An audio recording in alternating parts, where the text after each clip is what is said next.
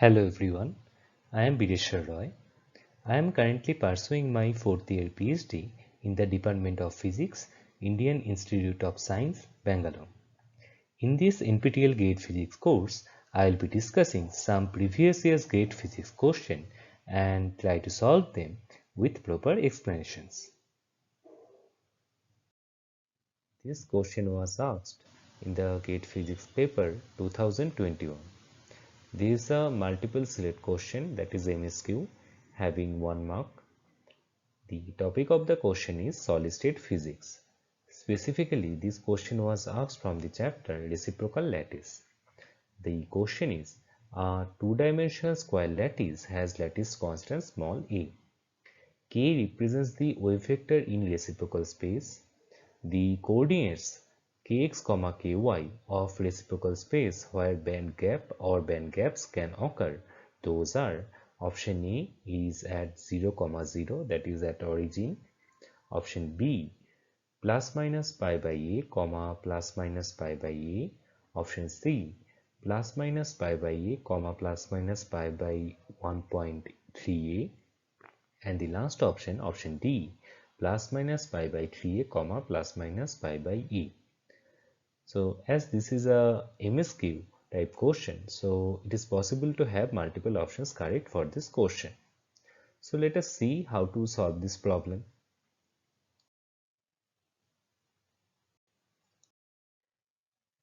Before going to the main part of the solution, let us discuss very briefly about the Brillouin zone and how can we construct the Brillouin zone for a 2D square lattice having lattice constant small a. So what is Brillouin zone?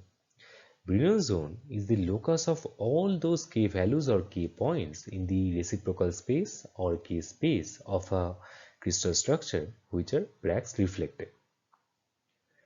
So you can see here a schematic which basically describing the first and second Brillouin zone of a 2D square lattice having lattice constant small a. So let us understand how can we describe the first and second Brillouin zone for this from this schematic. So you can see here a square region which is shaded by the horizontal lines, and origin is at the middle of the square. So this square region is basically bounded by 4 straight lines. Those are kx equals to minus pi by a, kx equals to pi by a, ky equals to pi by a, and ky equals to minus pi by a. So this square region is the first Brillouin zone for the 2D square lattice in the K space, that is kx, ky plane. And these 4 sides, which are basically the 4 straight lines, these are the first Brillouin zone boundaries. So this is how we can describe the first Brillouin zone boundary for a 2D square lattice. Now what about the second Brillouin zone? So to construct the second Brillouin zone, basically we need these 4 straight lines kx minus ky equals to minus 2 pi by a, kx minus ky equals to 2 pi by a, kx plus ky equals to minus 2 pi by a, and kx plus ky equals to 2 pi by a. So these 4 lines, straight lines, will basically construct the second Brillouin zone for the 2D square lattice. So the area enclosed by these 4 lines, excluding this first Brillouin zone area, will give the second Brillouin zone. So basically these 4 region shaded with vertical lines will basically give the second Brillouin zone of the 2D square lattice, and the boundary lines are the second Brillouin zone boundaries.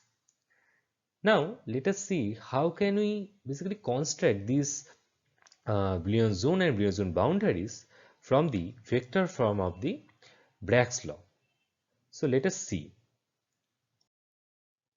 In the previous slide, we have already seen the first and second Brillouin zone for the 2D square lattice having lattice constant small e. Now we'll understand how can we construct the Brillouin zones and Brillouin zone boundaries from the mathematical equation. For this, we need primitive translation vectors for the 2D square lattice. Those are a vector equals to a I cap, that is along x cap direction, and b vector equals to a j cap along y cap direction. The corresponding translation vectors in the reciprocal space, that is in the K space, will be A star vector equals to 2 pi by A along I cap direction and B star vector equals to 2 pi by A along J cap direction. So by knowing these A star and B star vectors in the K space, we can construct the reciprocal lattice vector, that is G vector equals to 2 pi by A times H I cap plus K J cap, where H and K are the integers. And the wave vector in the K space, that is K vector, is basically Kx I cap plus Ky J cap. So the vector form of the Bragg's law is given by this equation. This equation is 2 times K vector dot product with G vector plus G square equals to 0. From the earlier slides, we have already seen this K vector is the wave vector in the Kx Ky plane. So this K vector will be Kx I cap plus Ky J cap. And G vector basically denotes the reciprocal lattice vector for the crystal structure, two-dimensional square lattice. So this G vector for the two-dimensional square lattice will be 2 pi by A times H I cap plus K J cap. Now we'll put all the expressions for the K vector and G vector in this equation. Then we'll get 4 pi by A times Kx I cap plus Ky J cap dot product with H I cap plus K J cap plus 4 pi square by A square times H square plus K square equals to 0.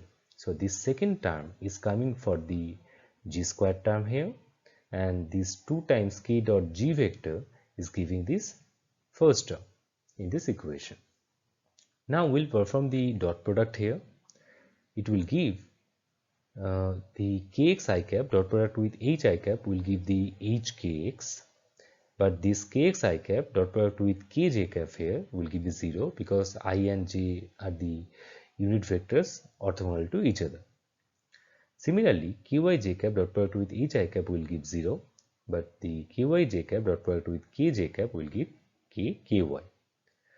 So after some rearrangements, we'll get this equation Hkx plus Kky equals to minus pi by A times A square plus K square. Here H and K are the integers.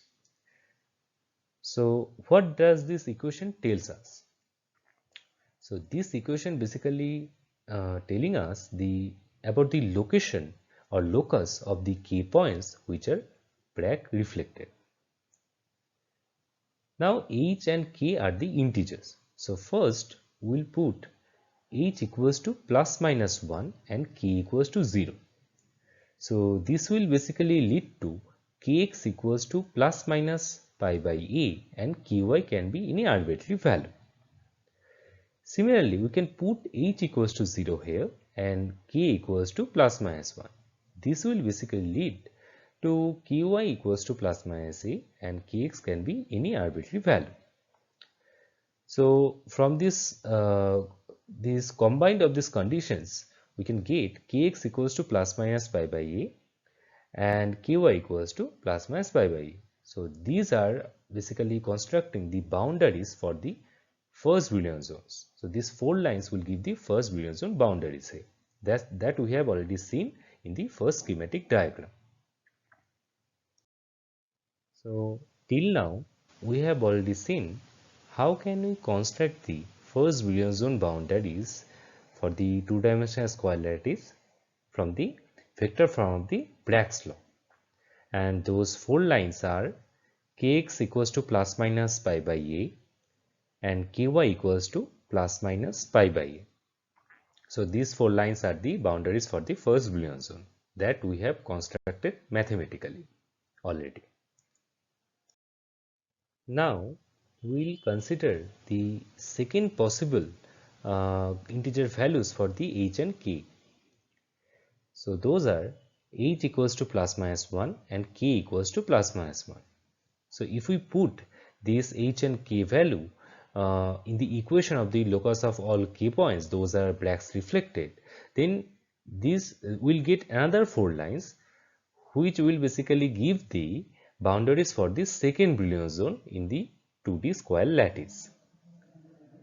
So then we will get these four lines kx minus ky equals to minus 2 pi by a, kx minus ky equals to 2 pi by a, kx plus ky equals to minus 2 pi by a, and kx plus ky equals to 2 pi by a. These four lines will basically construct the second Brillouin zone boundaries in the kx and ky plane.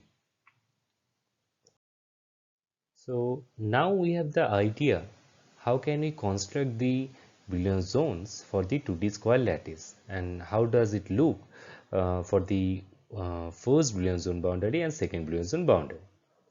Now whenever an electron strikes the Brillouin zone boundaries, its group velocity, which is given by Vg equals to 1 by h cut del E del k, where E is the energy and k is the wave vector, that becomes 0 as at the Brillouin zone boundaries.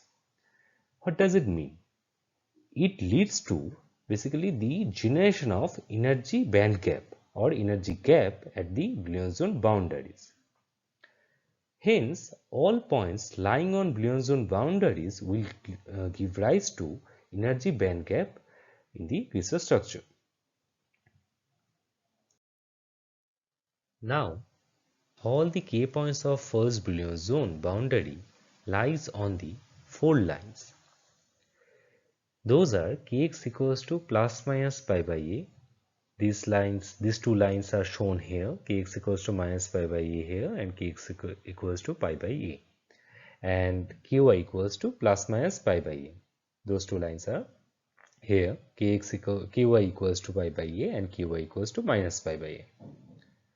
So these four lines will basically construct the boundary of the first Brillouin zone, and at all the points on this boundary we'll get the energy band gap. Now there are 4 points given in the options.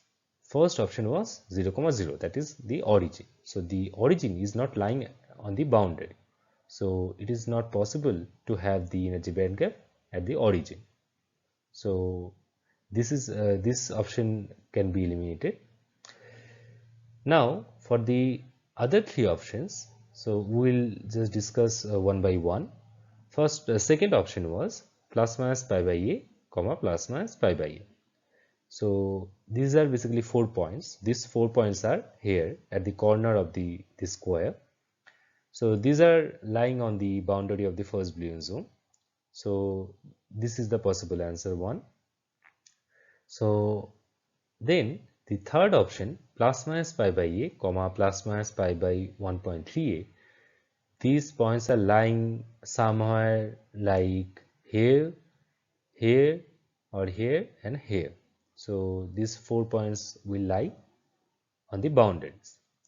So this is also possible answer.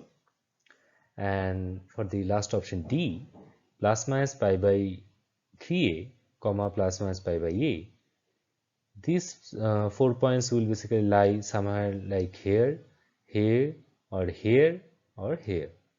So these 4 points will lie on the boundary of the first Brillouin zone. So this is also the possible answer. So effectively we are getting option B, C and D are correct for this question. We have already discussed in the earlier slides about the Brillouin zone. Then how to construct the Brillouin zone for a two-dimensional square lattice that has lattice constant small a. Then we have discussed how the energy gap or band gap can arise at the zone boundary, that is at the boundary of first Brillouin zone, second Brillouin zone, or so on. And after that we solved this problem and we found that the option B, C and D, that is at plus minus pi by a, comma plus minus pi by a, plus minus pi by a, comma plus minus pi by 1.3a, and plus minus pi by 3a, comma plus minus pi by a. So these 3 options B, C and D, at this point in K space the band gaps can occur. So these 3 options are the correct answer for this question.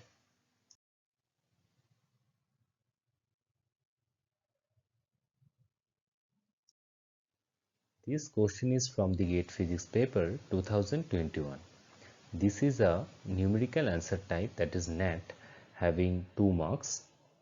The topic of the question is solid state physics. Specifically, this question is from the chapter Magnetic Properties of Material.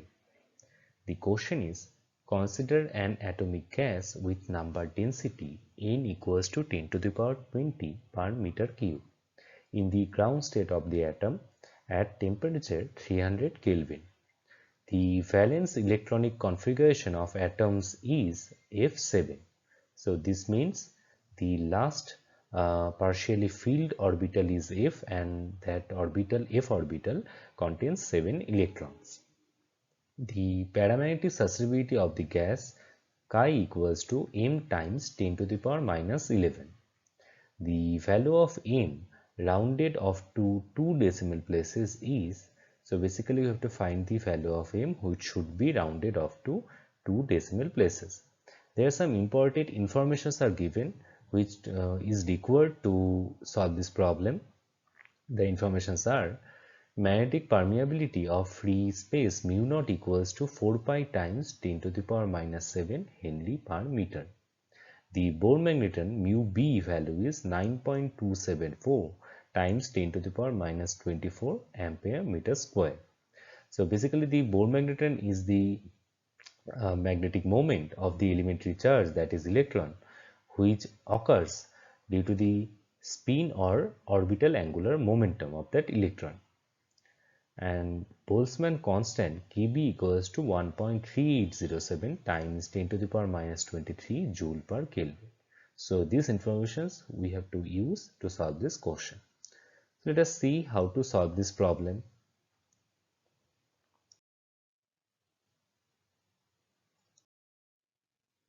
According to the quantum theory of paramagnetism, we have the paramagnetic susceptibility chi equals to mu naught times n times mu j square by 3 kBt.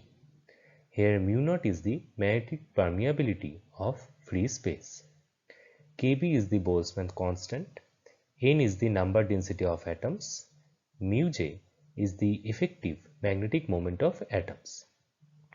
Here mu j can be written as Gj times root over j times j plus 1 times mu b, where Gj is the Landis G factor, J is given by L plus S, which is total angular momentum of the atom, and in our question some informations are given already. N, that is the number density of atoms, is 10 to the power 20 per meter cube. Temperature of the system T equals to 300 Kelvin. The valence electronic configuration of the atoms is F7. According to our question, the atomic system has the valence electronic state F7. Now we'll see how can we accommodate the 7 electrons in the F subshell or F orbital. For F orbital or the F subshell, we know the L value, that is the orbital angular quantum number or the azimuthal quantum number, L equals to 3. For L equals to 3, we know we can have ml values from plus 3 to minus 3. So we'll have 7 ml values. So basically there are 7 electronic states in the F subshell or the F orbital.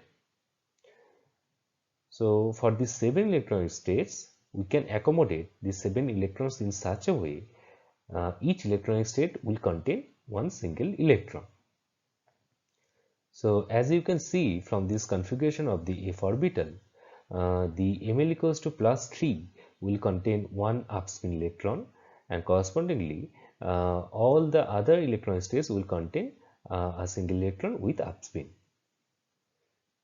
So for this configuration of the electrons in the F orbital, we will have total spin quantum number S equals to summation over all ms, that is the spin quantum number of the electron. That will be 7 times 1 by 2, that is 7 by 2. But total orbital quantum number L equals to summation over all magnetic quantum number ml. So as this is half filled, so the summation of all ml will be 0 here. Now total angular momentum quantum number J equals to L plus S. So here S value is 7 by 2 and L value is 0 for this system. So this summation will give J equals to 7 by 2. So for the atomic system or atomic gas, the total angular quantum number J equals to 7 by 2. Now the spectroscopic term for the atoms with valence electronic configuration F7 is given by 8s7 by 2. This spectroscopic term is generally represented in the form of 2s plus 1 Lj. In our case, the S value is 7 by 2. So this 2s plus 1 will give 8. Now the L value, that is the total orbital angular quantum number, L equals to 0. For this we are having here x, and the total angular momentum quantum number is 7 by 2, that is J equals to 7 by 2. So we'll have here 7 by 2. Now the Landau factor is defined as Gj equals to 1 plus J into J plus 1 plus S times S plus 1 minus L times L plus 1 divided by 2J multiplied with J plus 1. So we have for our system S equals to 7 by 2, L equals to 0 and J equals to 7 by 2. So we'll put this S value, L value and J value in this formula of the Landau factor. So we'll have the Landau factor Gj equals to 1 plus 7 by 2 times 7 by 2 plus 1 plus 7 by 2 times 7 by 2 plus 1 minus 0, as here L equals to 0, divided by 2j times j plus 1, here j equals to 7 by 2. So we will have here in the denominator 2 times 7 by 2 times 7 by 2 plus 1. Now if we calculate this, we will get the Landau factor for our system Gj equals to 2. Now we will calculate the effective magnetic moment per atom. The effective magnetic moment per atom is given by mu j, which is given by this formula, that is mu j equals to Gj times root over j times j plus 1 times mu b. Here Gj is the Landau factor of the atom, J is the total angular momentum quantum number of the system, mu b is the Bohr magneton. We have already calculated the Gj and J value for our system. The Landau factor Gj is 2 as per our calculation, and J value is the 7 by 2. So we'll put the values here. So we'll get 2 times root over 7 by 2 times 7 by 2 plus 1 and mu b. Now mu b is given already in the question, that is 9.274 times 10 to the power minus 24 amps meter square. So if we calculate this, then we will get mu j equals to root over 63 for this this two term, 2 times root over 7 by 2 times 7 by 2 plus 1 times mu b. So mu b will put the value. So we'll get root over 63 times 9.274 times 10 to the power minus 24 amps meter square. Now the parametric susceptibility from the quantum theory is given by chi para equals to mu naught in mu j square divided by 3 kBt. So we have already calculated the mu j value, it is given here, and from the question we know mu naught value, in value, and the temperature of the system is 300 Kelvin and Kb is the Boltzmann constant that we already know from the question. So we'll put all the values here, then we'll get chi para equals to 4 pi times 10 to the power minus 7, that is the mu naught value. In value is 10 to the power 20 and mu j squared is the this root over 63 times 9.274 times 10 to the power minus 24 whole square divided by 3 kb. K value is 1.3807 times 10 to the power minus 23 times temperature value of the system, that is 300 Kelvin. So after putting this, if we calculate this, we will get chi para equals to approximately 5.48 times 10 to the power minus 11. So we have to find the value of m, which is actually here 5.48. So the value of the m, as it has been asked in the question, that is 5.48. So we have already solved this problem in details, and we found that the value of m in the parametric susceptibility of the gas chi equals to m times 10 to the minus 11 is 5.48, which is rounded off to 2 decimal places.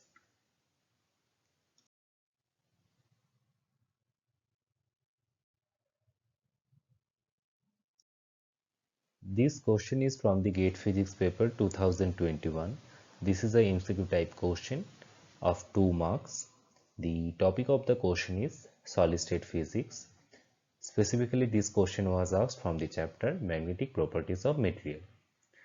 According to the question, as shown in the figure, inverse magnetic susceptibility, that is 1 by chi, is plotted as a function of temperature T for 3 different materials in paramagnetic states.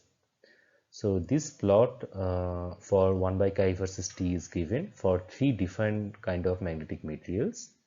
So this is the plot for the first material, this second plot is for the second material, and third plot is for the third material. So there are mainly 3 types of magnetic materials. They are paramagnetic, ferromagnetic and antiferromagnetic. So we have to identify which plot corresponds to which material.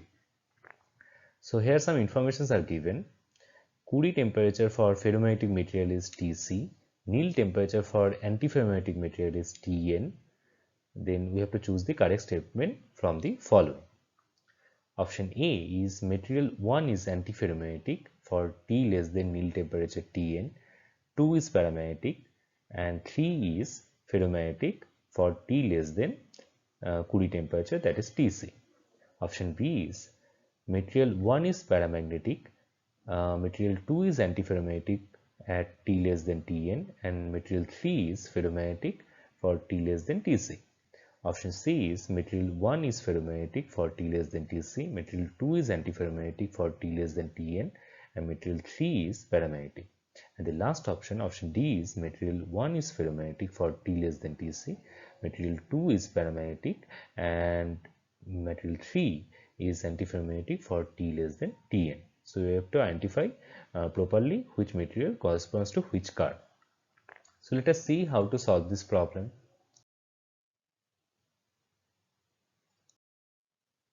For paramagnetic materials, from the quantum theory of paramagnetism, we know the paramagnetic susceptibility chi para is given by mu naught times n times mu effective whole square divided by 3 kBt. Here mu naught is the magnetic permeability in vacuum, n is the number density of the atoms in the system, mu effective is the magnetic moment per atom, and Kb is the Boltzmann constant, and T is the temperature of the system. So basically the susceptibility of the paramagnetic material is proportional to 1 by T. So it is inversely proportional to temperature. So at a particular temperature, all the terms except from the temperature T will be constant. So we can represent this chi para as A by T, where A is the constant. So 1 by chi para will be 1 by A times T. So it is proportional to temperature. So if we just plot this 1 by chi para versus temperature, then we'll get a straight line and that will intersect at the origin. So our second material is the paramagnetic material from our question. Now for the ferromagnetic materials, we know the susceptibility of the ferromagnetic material is given by Curie-Weiss law for T greater than Tc, that is in the paramagnetic state. So the chi ferro equals to B by T minus Tc. B is the constant here, so 1 by chi ferro will be 1 by B times T minus Tc. So 1 by chi ferro is proportional to T minus Tc. So for a ferromagnetic material, the chi ferro is proportional to 1 by T minus Tc for T greater than Tc, that is in the paramagnetic state. So if we plot the chi versus T for a ferromagnetic material at T greater than Tc, then the curve will look like this. Now we'll plot the 1 by chi ferro versus temperature. So 1 by chi ferro is proportional to T minus Tc, so it will be a straight line and it will intersect the 1 by chi ferro axis at a negative value, that is minus 1 by B times Tc, and this curve will intersect the t-axis at the Curie temperature, that is Tc. So it looks like the curve for third material according to the question. So the third material will be the ferromagnetic material. Then for antiferromagnetic material, the susceptibility for antiferromagnetic material is given by C by T plus Tn. Here C is the constant and Tn is known as Néel temperature. So it is a phase transition temperature. So basically for temperature less than Tn, the material will be in the antiferromagnetic state, but for T greater than Tn, it will have a phase transition and it will go into the paramagnetic state. For the antiferromagnetic material, the 1 by the antiferromagnetic susceptibility is given by T plus Tn divided by a constant C, and it is applicable for temperature greater than Néel temperature Tn. So our 1 by chi Nt is proportional to T plus Tn.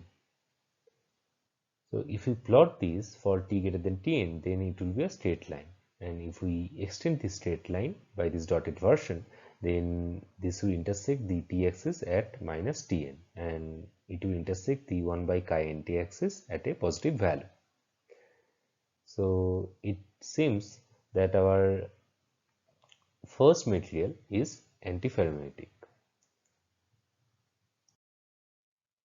Now we have plotted the 1 by susceptibility versus temperature for all the three materials. Those are paramagnetic, antiferromagnetic and ferromagnetic. So this plot shows the all three curves.